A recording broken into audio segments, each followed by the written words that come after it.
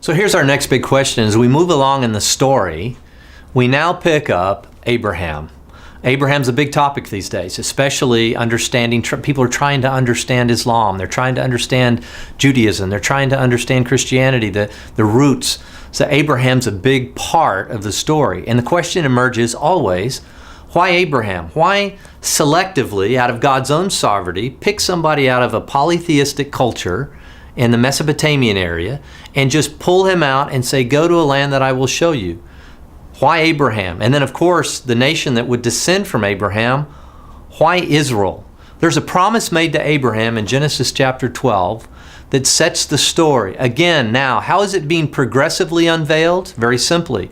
It's being progressively unveiled that now I'm going to bring the solution. First of all, they had just some shadows cast. There was blood involved, and God understood there were some sacrifices that were already offered after they got off the ark. We get this picture that you can't get your way, you can't earn your way through the Tower of Babel.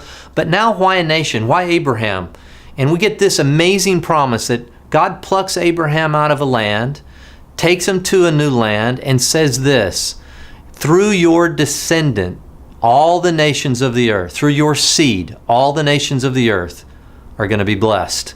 Well, it's clearly a picture of Jesus who would come 2,000 years later, the promised one, who's going to be both a king through the Chronicles of David and the Davidic promise and that was given in 1 Chronicles chapter 17, but it's also going to be one that's suffering. So we have a picture of two things together, a suffering servant that's later on unveiled and also a king. This is the original promise to Abraham, that Abraham, you're going to have a son. And through your seed, all the nations of the earth are going to be blessed. This is not just going to be a national religion. It's not just going to be something that's just for the chosen people, your descendants, but it's actually, you're going to mediate a covenant for me. Your people are going to mediate a covenant for me that's going to go around the world. Now, this is a very significant thing to understand. I get the question all the time, why the Jewish people? What is it about the descendants of Abraham that are significant? Some people say, well, there's really not a significance in that. Once Jesus came, all the promises were fulfilled in Christ, and so now they're just another people group. And then others say, well, no, it's very significant. They're back in their land, 1947 and 48, and then all of a sudden you have the re-signing of this by Ben Gurion of the calling into existence the nation of Israel.